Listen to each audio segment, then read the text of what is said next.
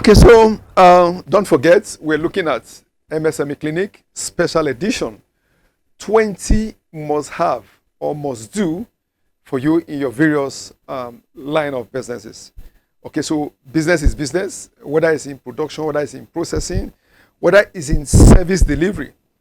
Okay, so a businessman is a businessman.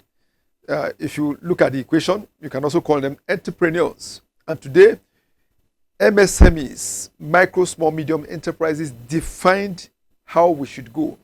And I tell you that United States of America, the MSMEs are the one driving.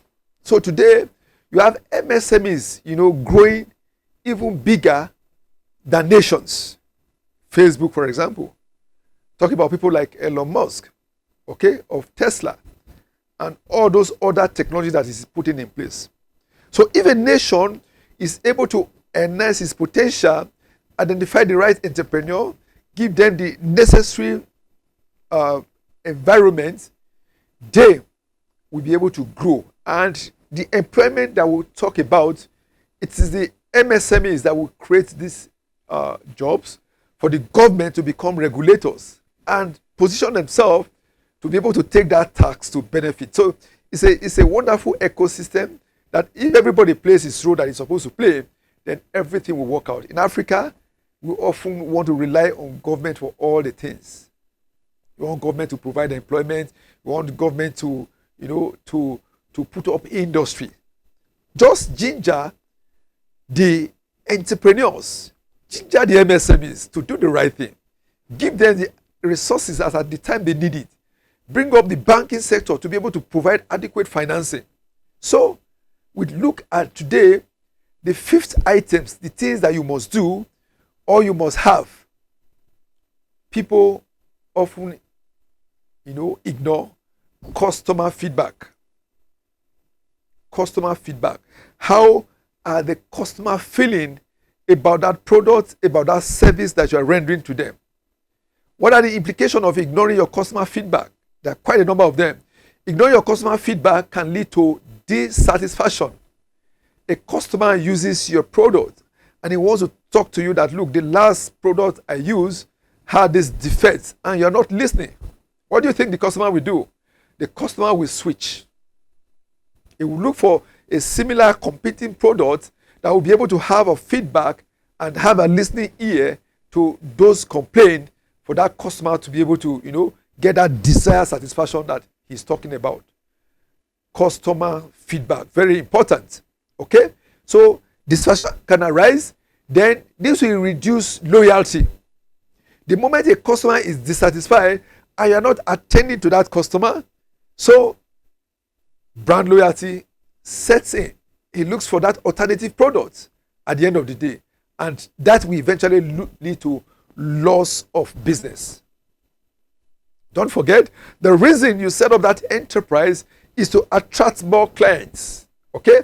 And if the reverse becomes the case, the clients are going down by the day, then you have yourself to be able to blame. So you must address the issue of feedback. Okay? Dissatisfied customers that are no longer loyal. Okay? The issues of competitors. And today, what does the world do? Some people are so lazy that they want to capitalize on other people's business. They want to look at, what are the businesses that are thriving today. And fortunately, your business may be one of them. And what did they do? They want to dive in, to do the right thing of, putting a proper customer feedback in place.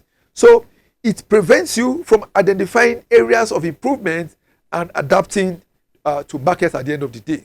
Okay? So when you do a deliberate survey to hear from your customer about how they feel about your product, at the end of the day, there is an improvement.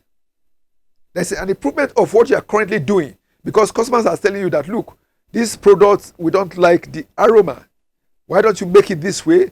And at the end of the day, you are looking at market needs and being able to address this market need, and that's the only way you can improve on your product and your service at the end of the day. So you can do a survey. You can do what they call a customer forum, for example. Okay, at the end of the year or even at the middle of the year, you bring customers together to see how you've been using this product. How do you feel about this product? Okay, is it giving you that desired satisfaction? What is competitors offering? They will tell you why other people's products, other competitor products may be better than yours. So what do you try to do? You try to improve on those products. So over time, this can damage your reputation if you refuse to address customer feedback. Okay, and this can hinder your product or services innovation and negative impacts on the bottom line at the end of the day.